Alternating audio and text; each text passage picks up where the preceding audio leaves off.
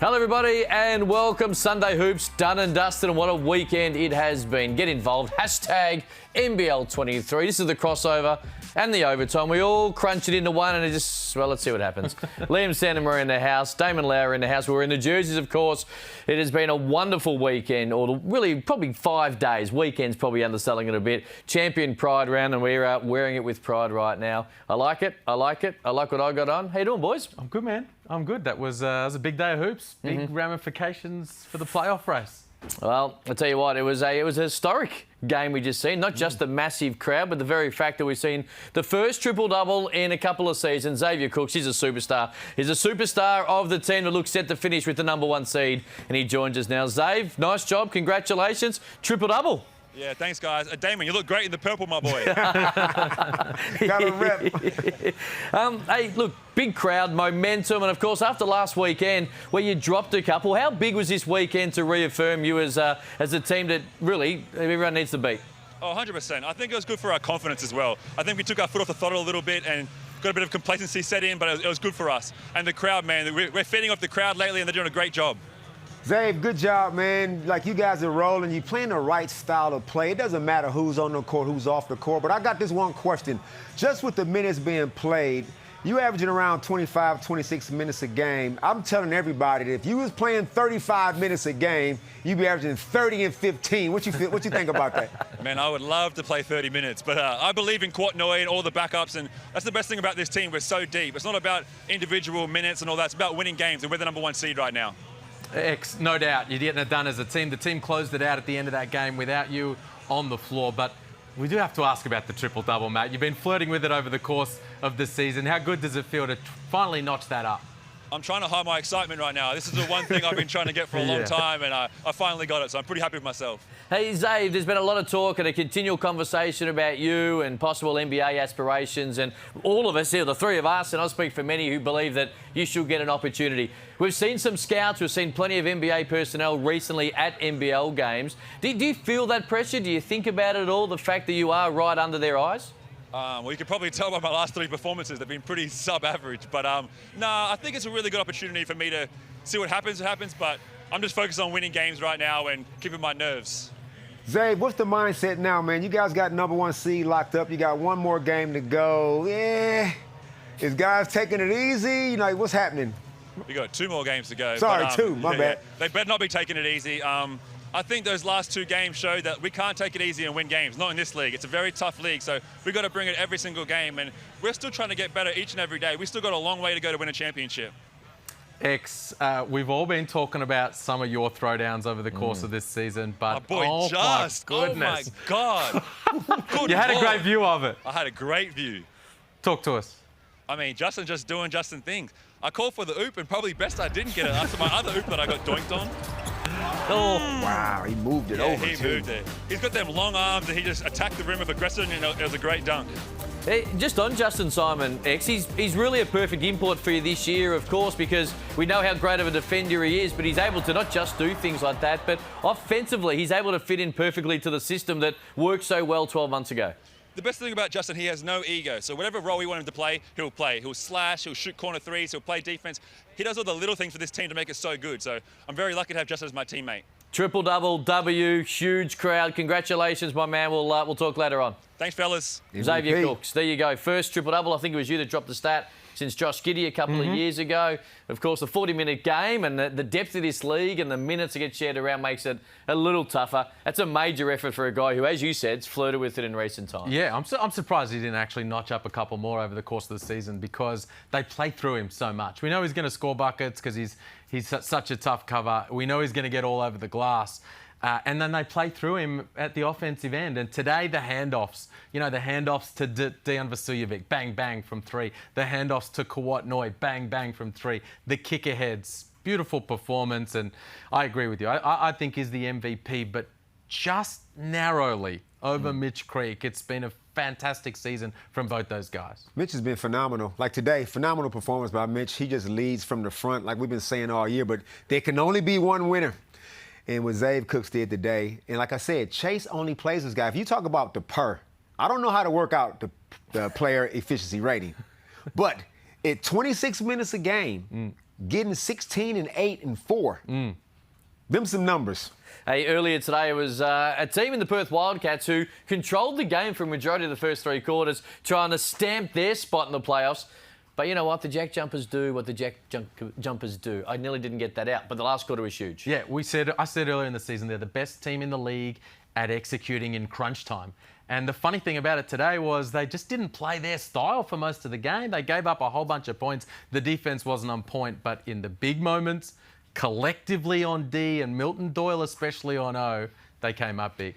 And you also said, and I agree with you, they are the best bounce-back team. After a loss, you don't want to see the JackJumpers. They will find a way to win. They had extra incentive to it, to be in the teal round, the thing that they're doing over there for the Kansas thing. So, look, those guys just kept playing. Now, uncharacteristic bad defense in a lot of stretches, but at this stage in the season, you just got to win.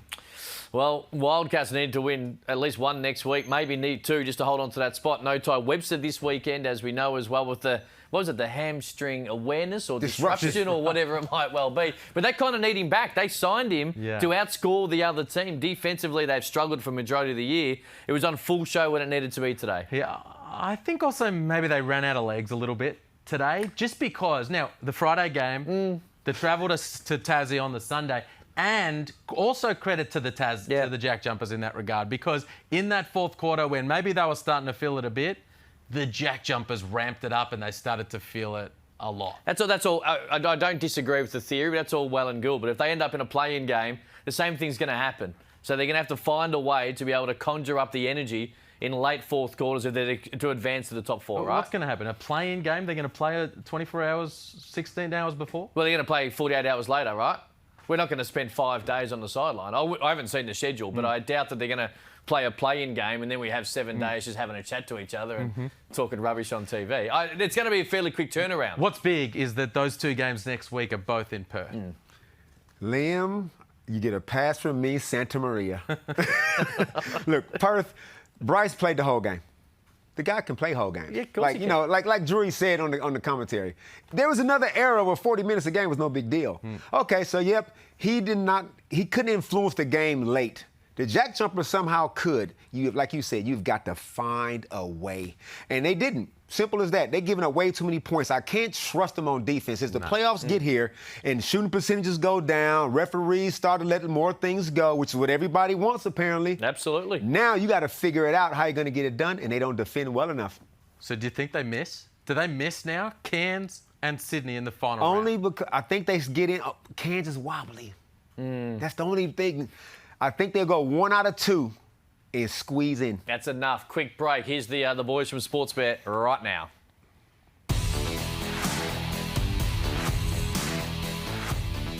Welcome to At The Line. My name is Simon Legg and we're here to talk about the NBA. And as always, I'm joined by Josh Jenkins. Josh, how you doing? I'm going well, mate. Now, we say this time of the year is a little bit dull for the NBA, but there's plenty happening. There's some teams chirping who you're very keen to talk about. There's things happening. A team I'm not that keen on are starting to gain some momentum. Well, that's what I think, and that's why I wanted to add it to the rundown. The Clippers, who are a team who, I mean, you can talk about why you don't like them, but historically you hate them. They are starting to gather some momentum. Feels like Kawhi is starting to get a little bit of burn into his body and he's feeling a bit more comfortable, and they're streaking a little bit. So are the Clippers starting to show us what they can do, or is this just going to be another flash in the pan? Well, hate's a strong word, Simon. I wouldn't go that far. I reckon you said hate in a text thread I'm in, but sure. I'm not a big fan of the Clippers because, I mean, we've kept them so safe in the market. The traders probably have been onto this, that eventually the Clippers will come to the fore. The only thing is, injuries have followed Kawhi Leonard over the past 5 or 6 years.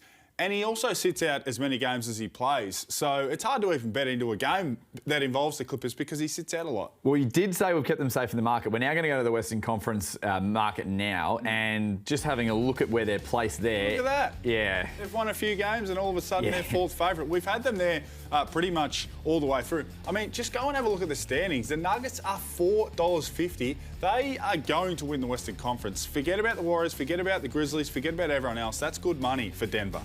Yeah, the Warriors are definitely the shortest one there, that's for sure. But Moving on, obviously, now they're playing Cleveland on Monday. How do you see this one playing out? And we'll also talk to a multi that you didn't put together, but your name will probably go to. Well, back of house multi, unless it gets up, and then that'll be mine, thank you. The Clippers to cover the handicap, 2.5, should be pretty comfortable for them. Kawhi, if he plays, who knows what he's going to get up to, 25 plus. And Paul George, he's a great playmaker, but he can hit the outside shot. $3.50. Short but sweet. Moving on to the Memphis Grizzlies, because I did want to talk about this. Great young team. They've been in the playoffs the last couple of seasons, but Steven Adams is out, is what I need to address because that's on the screen. But also, they're running their mouths a lot. They gave up a 10-point lead in the fourth quarter of the Warriors. They haven't achieved anything, and they're just very confident and happy with themselves. They are. I like that. They're young, they're brash. Ja Morant's 23, Jaren Jackson's about 21 years of age. They're young, they're feeling themselves. They're just being individuals. Well, I think they need to prove a little bit more. But there is a player performance double that you want to talk about, including Ja Morant. Yeah, superstar. Ja Morant will get the job done, 30 plus for Ja, and the Grizzlies to win big. I mean, Indiana, they're going terrible, so take that. 260 short, but I think that'll be winning. Grizzlies in losing form and conceding a lot of points at the moment, so I don't even know if I'll cover the 11 plus. But if you want to follow Josh in, please make sure you do so responsibly. You know the score. Stay in control. Gamble responsibly.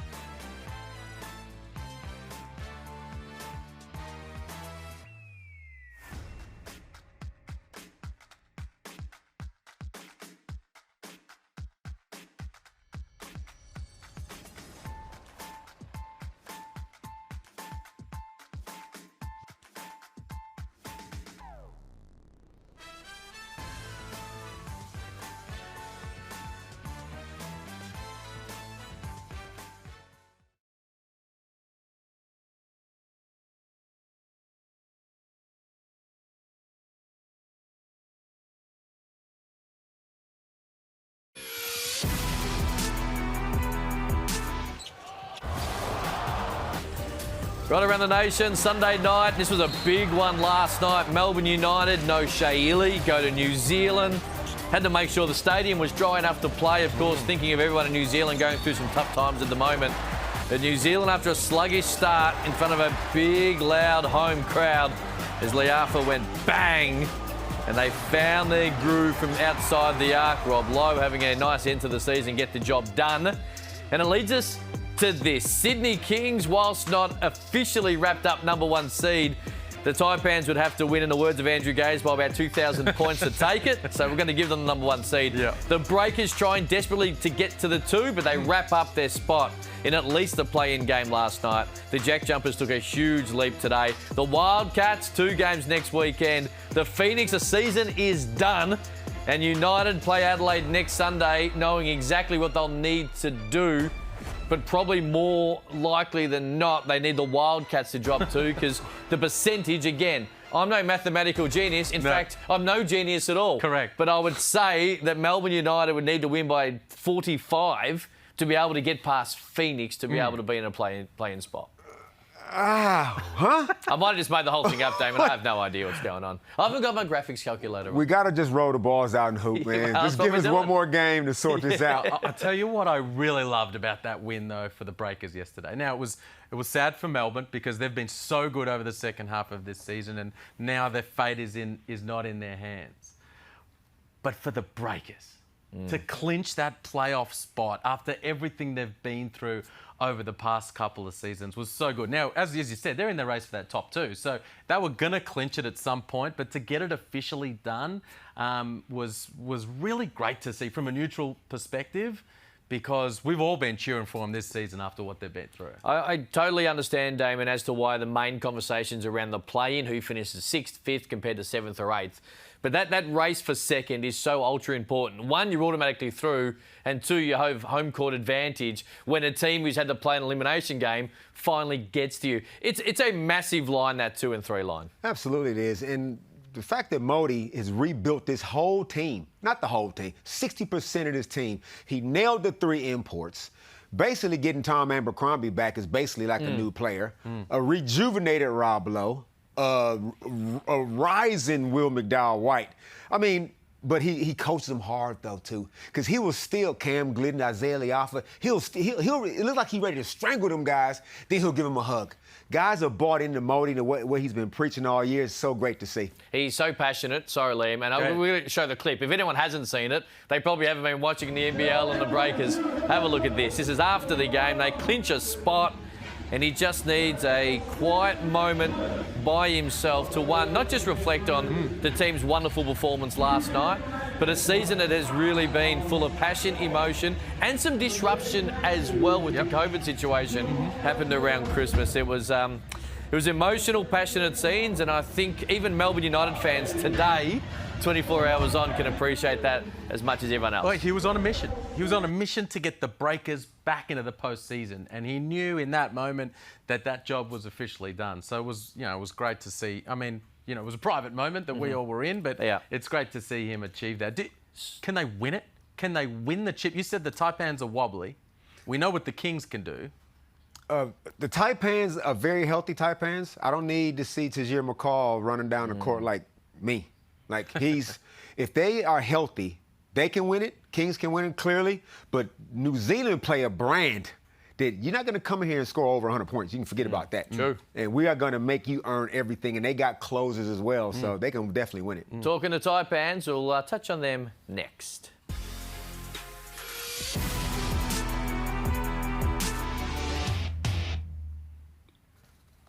Saw one game.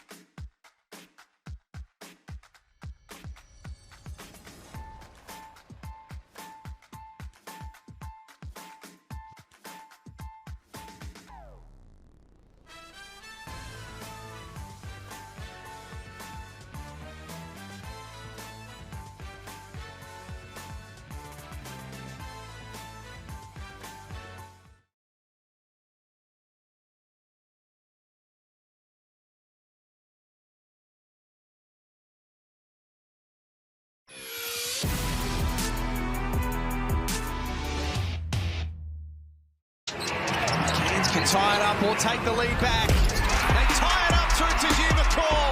He's been outstanding. That makes it 22. I mean, how can you guard that? Tahjere McCall in the open court. Anywhere towards the key, no one can stop him. He's just too big and strong.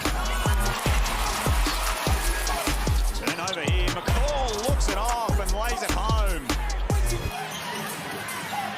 McCall at half-time, got it! An incredible quarter from the Cairns Taipans. High voltage basketball, and they've got 57 on the board at the half. That's right, Tahjere McCall's been using his giant Slayer badge to do what he does and get the Cairns Taipans in a really nice position. And of course, he is our NBA 2K23 NBL Spotlight Player of the Month for January. I know you love him. Slightly concerning, hobbling around last night. I love Tahjere McCall. Loved him last year. There's only a handful of pit bulls in the league. He's one of them. He plays no matter what, positionless basketball, unselfish basketball. That Tahjere last year was kind of loose with the ball. Signs of that came out the other day with his 8 turnovers. Signs of that came out. But for the most part, been rock solid. And this guy, they cannot win it without his contribution. Toughness personified. Tahjere McCall, what he did last night, the leader of that group. He's the emotional leader, and in this instance, he was the physical leader because that was such a tough, hard hit. And when he came back out, he could barely move, and yet he did everything he could to tough it out, went off, came back, altered his game to just have an impact despite not being able to move. Big time effort by Tahjere McCall. Big week as well for Cairns. Tomorrow night, Adelaide, which kick-started their whole real momentum, and then of course, Perth on Friday night. We're out. But not for long, because tomorrow night we're back on court. What a week it's going to be. Until next week, enjoy your hoops.